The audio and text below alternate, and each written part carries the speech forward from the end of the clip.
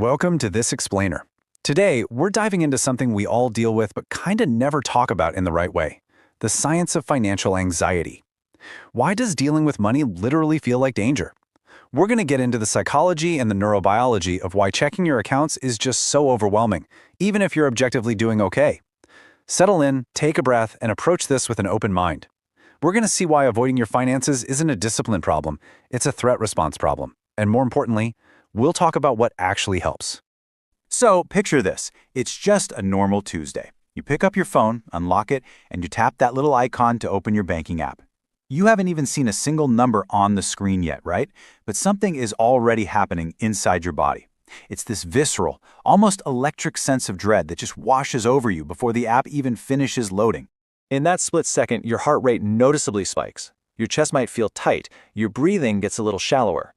And hey, I want to validate this physical sensation right now. If you experience this, you are absolutely not alone. And it's not just because you're casually worried about a bill. This is a profound physical reaction happening in real time. Your stomach drops. It's like you've just stepped too close to the edge of a cliff. Okay, let's really dive into this. That feeling right there, that is not ordinary money worry. That is your nervous system treating a bank balance exactly like a physical predator. It's a literal alarm bell ringing in your body, screaming that you're in danger. So, let's unpack exactly why that happens. Section 1. Not a discipline problem. We really need to completely shift how we think about financial struggles, especially when it comes to anxiety and avoidance. For decades, we've been sold this myth, the myth that if you're anxious about money, you just lack willpower. Or, you just have a math problem you refuse to solve. But the reality is vastly different. Clinical therapists and researchers tell us that persistent, disproportionate financial anxiety is often a trauma response. It's deeply rooted in your body's survival mechanisms. Through something called neuroception, which is just your nervous system's subconscious way of evaluating danger, your body has created learned threat associations with money.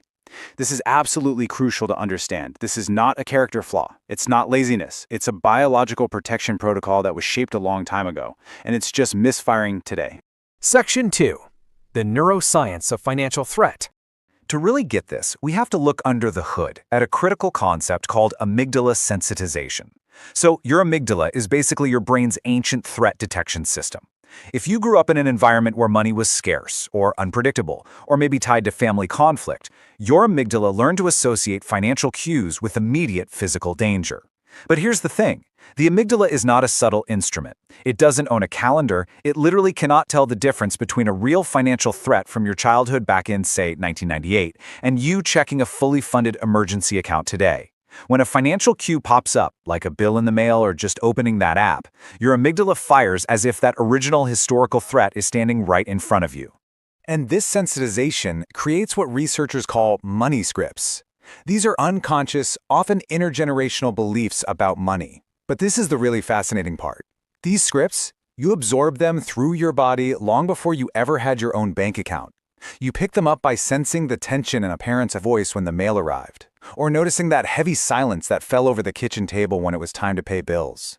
Your body learned the script that money equals danger way before your rational brain could ever even understand the math. This whole idea is perfectly captured by a 2012 study from researchers Shapiro and Burchell. They found that financial anxiety is predicted more strongly by psychological factors, like those childhood experiences we were just talking about, than by objective financial circumstances, like your actual current income or your debt. Which means two people can literally have identical bank balances, yet experience radically different levels of dread. Why? Because the threat isn't actually in the numbers. The threat is in the activated nervous system. Section 3. The 4 survival responses. Let's see how this actually plays out in our everyday lives. You've probably heard of the basic survival responses, right? Fight, flight, freeze, and fawn. Well, here is exactly how they map onto personal finance. Fight might look like hypervigilance, checking your account 6 times a day, or having aggressive, rigid financial control over a partner. Flight frequently shows up as workaholism. It's this attempt to literally outrun a deep, internal sense of scarcity by just constantly earning. Freeze is incredibly common.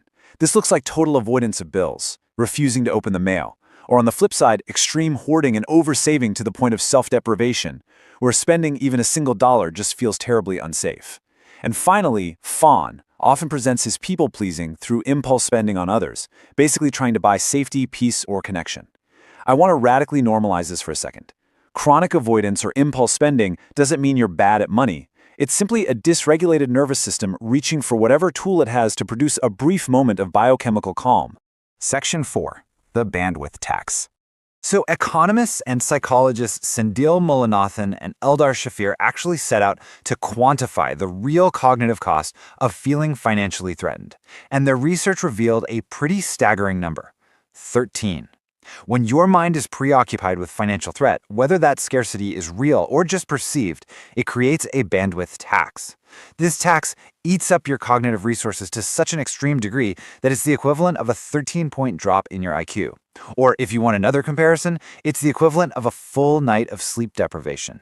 Your brain literally has less capacity for fluid intelligence, executive control, and long-term planning when it's bogged down by the survival panic of scarcity. Which brings us to this really powerful insight from neurobiologist Dr. Robert Sapolsky. He notes that the psychological experience of insecurity takes a massive physiological toll. He states that the anxiety itself is as harmful as the poverty it once responded to. I want you to really let that sink in for a moment. If you are financially anxious, you are forced to make complex life decisions with a brain that's being actively cognitively impaired by the anxiety itself. This just further proves our core premise. Financial avoidance is biological. It's not a moral failure. Section 5. A sequencing problem. Okay, so how do we fix it? Well, it requires a both-and reframe. Both things are true at once. These anxiety responses were highly protective when you were younger and living in a volatile environment, and they're currently misfiring and keeping you stuck today. This is exactly why traditional, willpower-based financial advice completely fails people with financial trauma. The old way says, just build a better spreadsheet, create a stricter budget, force yourself to look at the numbers. But you simply cannot budget your way out of a nervous system threat response. If your amygdala thinks a spreadsheet is a bear trying to eat you, making the spreadsheet color-coded is not going to help. It's a sequencing problem. The new way requires nervous system regulation first. You have to establish biological safety before you can ever engage in financial strategy. Section 6. 4 practical techniques. Let's shift from threat management to genuine financial safety. Here is how you can begin actually healing your financial nervous system step by step. Step 1. Regulate your body before you even open the app. Do some deep breathing, physically ground your feet on the floor, maybe take a quick walk. You need to signal to your body that you are physically safe right now, in the room you're in. Step 2. Schedule a contained, specific time to check your finances. Don't leave it open-ended where you're just compulsively checking multiple times a day. Create a safe, predictable boundary around it. Step 3. Gradually titrate exposure. Basically, this means taking tiny, manageable sips of financial data. Maybe today you just open the app and immediately close it. That's it. Tomorrow you look at the balance for 5 seconds. You're slowly teaching your nervous system that the original danger is gone. And finally, step 4. Actively work to separate those numbers from your fundamental self-worth. I want to end this explainer with a provocative thought that really summarizes everything we've covered today. Financial avoidance is nervous system protection, not laziness. I invite you to just take this thought with you today. Rethink any shame you've been carrying around your own financial behaviors. Ask yourself, what early money scripts is my body still trying to protect me from? And what would it look like to finally tell your nervous system that you are safe now? Thank you so much for joining me for this explainer. Start small, regulate your system, and I'll see you next time.